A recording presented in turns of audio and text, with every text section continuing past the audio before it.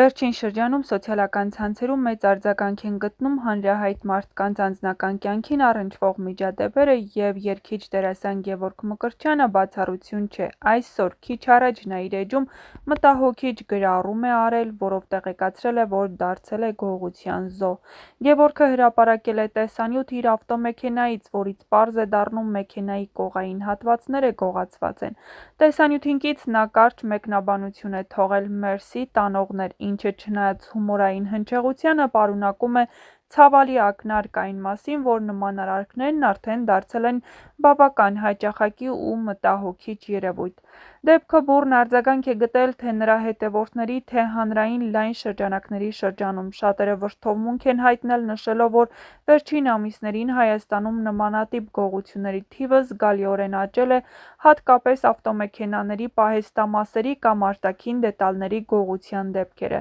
Քաղաքացիներն անհանգստացած են իրենց ունեցվածքի անվտանգության հարցով, իսկ սոցիալական ցանցերում ակտիվ քննարկումներ են ծավալվում այն մասին, թե արդյոք իրավապահ մարմինները բավարար միջոցներ են ձեռնարկում այս հանցագործությունների կանխման և բացահայտման ուղղությամբ: Գևորգ Մկրտչյանի գրառումն ունի ոչ միայն անհատական բնույթ, այլ նաև ուշադրություն հրավիրող նշանակություն խնդրի հանրային կարևորության վրա: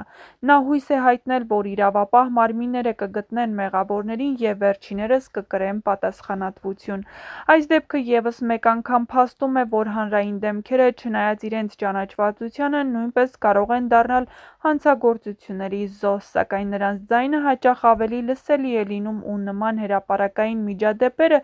երբեմն դառնում են խթան ավելի խորը լուծումներ գտնելու համար: Մինչ դեպքի բացահայտումը սպասվում է, Գևորգի հետևորդները շարունակում են իրենց աջակցությունն ու զայրույթն արտահայտել մեկնաբանություններում, իսկ շատերն էլ հորդորում են տեղադրել տեսախցիկներ, ուշադիր լինել և հանրային քննարկումներով պահանջել ավելի հստակ գործողություններ իրավապահ համակարգից: Այս ամենը փաստում է մեկ բան՝ մեր հասարակությունը կարիք ունի ոչ միայն տեխնիկական անվտանգության միջոցառումների, այլև ընդհանուր իրավագիտակցության բարձրացման, որպեսզի նման երևույթները դադարեն նորմալ համարվել և արժանանան արժանի հակազդման ինչպես հասարակության, այնպես էլ պետության կողմից: Երգիչն իր հարցազրույցներից մեկում նշել է, որ մի քանի առաջարկներ կան, դեռ չգիտի թե որ նախագծերում կներկայանա: Ինձ թվում է սեպտեմբերից նոր նախագծեր կլինեն, ամառը պասիվ շրջան է, մի քիչ կհանգստանանք, մինչ այդ էլ որոշ նախագծերում չկարողացանք նկարահանվել: Այս ամիս կնկարահանենք նոր դուետ, դեռ չեմ կարող ասել ում հետ է լինելու, բայց կասեմ, որ ունեմ 5 երգ, որոնք պետք է իրականացնեմ ինձնից ավելի ավագ սերնդի հետ, մարդկանց, ովքեր ավելի երկար ճանապարհ են անցել ոլորտում: Անդրադառնալով ամառային հանգստին, Գևորգը նշել է, որ դեռ պարզ չէ, քանի որ խանգարող հանգամանքներ կան: Շատերը գիտեն, որ ես այստեղի քաղաքացի չեմ և անձնագրի ժամկետը լրանում է: Խնդրի առաջ ենք և չենք կարողանում ոչ մի տեղ մեկնել, դրա համար դեռ չգիտեմ ամառային հանգիստն ինչպես կկազմակերպենք: Ինչ վերաբերում է ամուսնական կյանքին, նա նշել է, որ ամեն ինչ շատ լավ է, իդեալական, սպասվածից շատ ավելի լավ: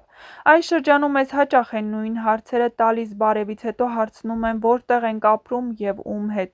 Ուզում եմ ասել, որ մենք ապրում ենք այն տանը, որը ընտանիքիս հետ գնել էինք և ոչ թե նվեր ենք ստացել: Ապրում ենք ես, կինս և մայրս, ամփոփել էր Գևորգ Մկրտչյանը: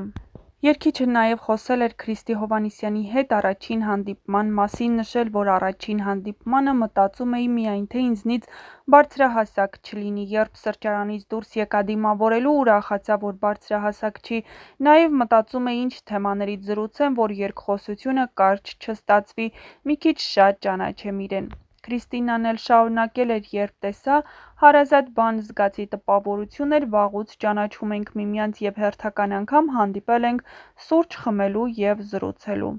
Ինչ մտածեցիր նրա մասին: Որ իմ խելքին մարդ եմ գտել, իրականում այդպես էլ կա: Ինչին ի պատասխան, Քրիստին ավելացրել է. «Հանդիպման գնալիս մտածում էի միայն գոռոզ չլինի, էկրանից այդպիսի տպավորություն ունեի, սակայն հենց առաջին իսկ պահից հասկացա վախերս իզուր էին: Բնավորության ամենասիրելի և չսիրած գիծը: Երբ սիրում ես մեկին, ապա սիրում ես իր բոլոր առավելություններով և թերություններով, հանդերձ կառանձնացնեմ մեկ առավելություն, հայացքիցս հասկանում է, թե ինչ եմ ուզում տվյալ պահին: Ինչ է անում, երբ ցանկանում է ներողություն խնդրել ձեզանից, ձեր սիրտը շահել։ Իմ սիրտը շահելը շատ հեշտ է, իհարկե ուտելիքի միջոցով, վեճեր հազվադեպ են լինում և բավական է գրկի և ասի, որ սիրում եմ, ամեն ինչ անցնում է։ Ձեր բնավորության որ գիծն եք փոխել հանուն նրա։ Մենք գրեթե ոչինչ մեր մեջ չենք փոխել, ավելի շատ սովորել ենք միմյանց։ Չենք փորձել փոխել միմյանց, ուղղակի իրար ընդունել ենք այնպիսին, ինչպիսին կանք, ավելացրել է Քրիստինան, դա սիրո լավագույն դրսևորումներից է։ Ձեր սիրո բանաձևը։ Շատերն են ասում, որ մենք նման ենք իրար, թե բնավորությամբ, թե մտածելակերպով և թե հետաքրքրություններով։ Մեզ բառեր պետք չեն միմյանց հասկանալու համար, հայացքն էլ բավական է և միշտ միմյանց հանդեպ հարգալից եք, ինչը կարող է բաժանել մեզ։ Բաժանման մասին երբեք չենք մտածել։ Ով է առաջինը խոստովանել, որ սիրում է, Գևորգ Մկրտչյանը նշել է, որ ինքը։